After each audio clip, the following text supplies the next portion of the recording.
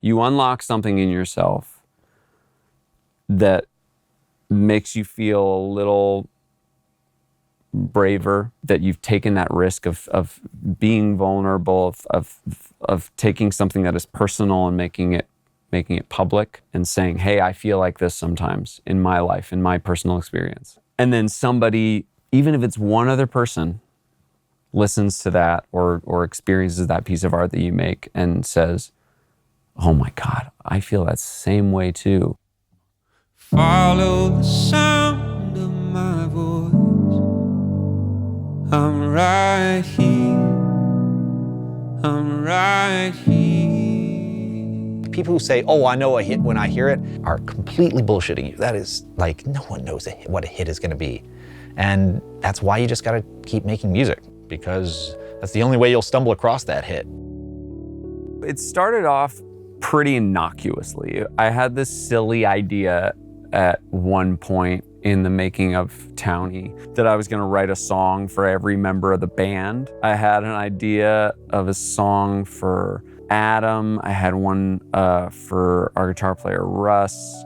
I mean, every other thing I write is all about me, so that got that covered. And then I was like, oh, shit, I have to write something about Casey.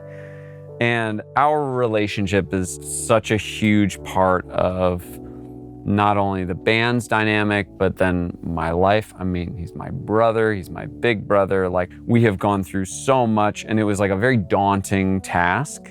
And I immediately felt uncomfortable. And whenever that happens, whenever I encounter something or I think of something that's like, ooh, that's just like too thick. I don't know if I want to go into that. I have to write about it.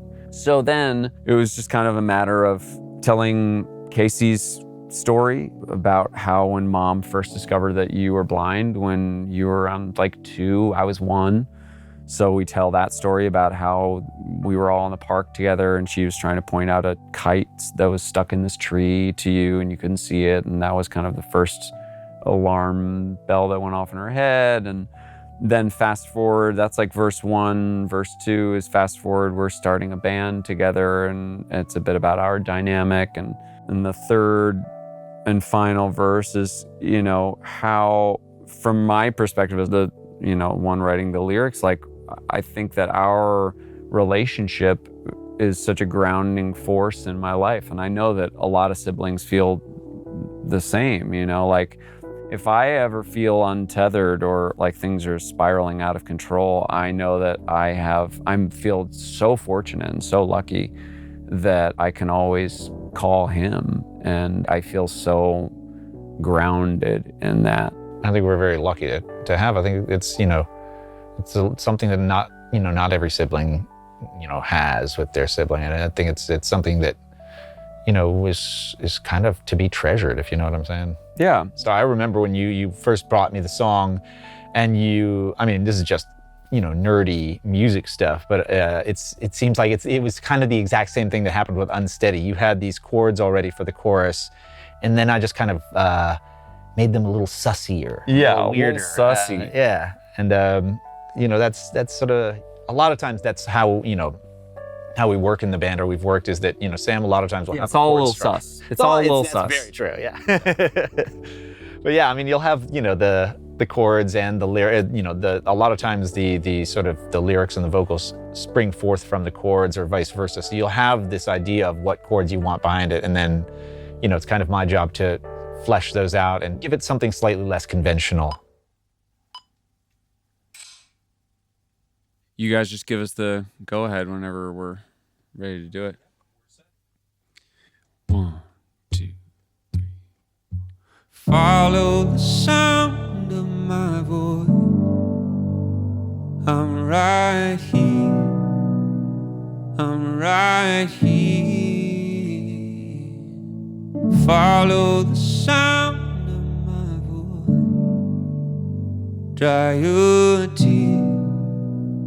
I'm right here, I'm right here.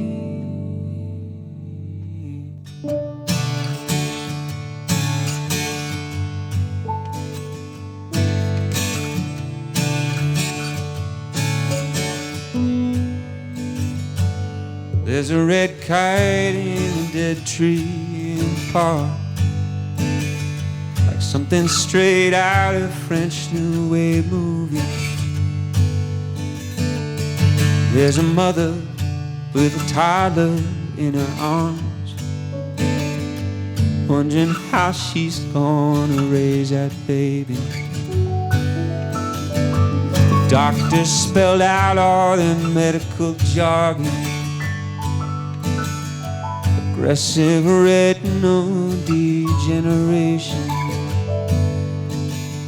She stares at that kite while their words ring in her head. I'm sorry, man, your son will never see again.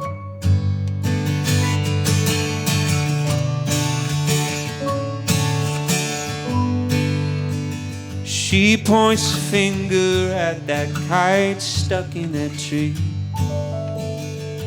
She says, baby, come on, baby, can't you see? See how high it is, how bright it is, how it shines against the sky. Can you see it if you try?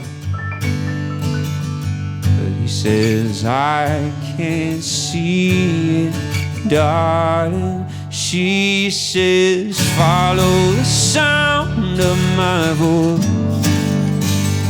I'm right here, I'm right here. Just follow the sound of my voice. Dry your tears. I'm right here, right here.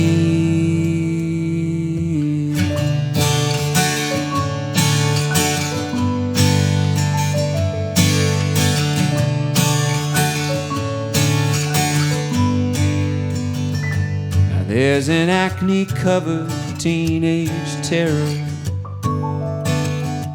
upstate New York's blind piano prodigy.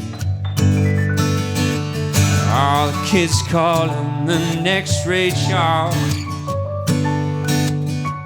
He plays in a band with his little brother.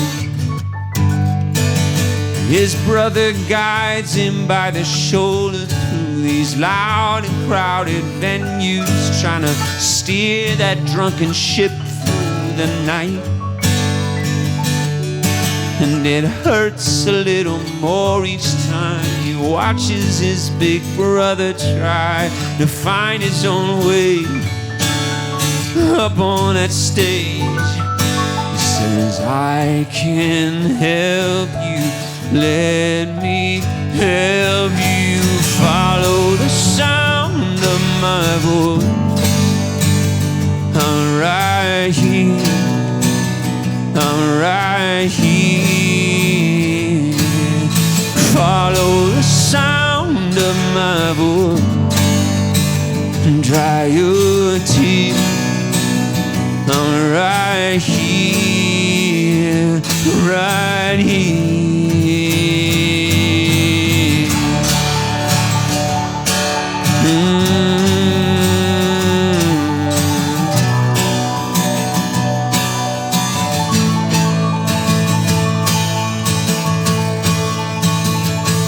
When I feel like I am stumbling in the dark, when I get lost inside this great big world, when I feel like I'm invisible, like nobody cares, you're always there, saying I can see you, I can see you. Follow the sound of my voice.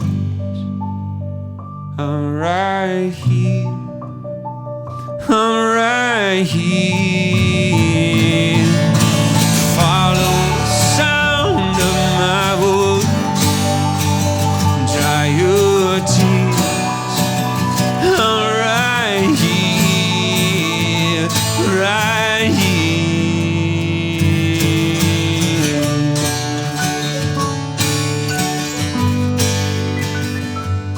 right here.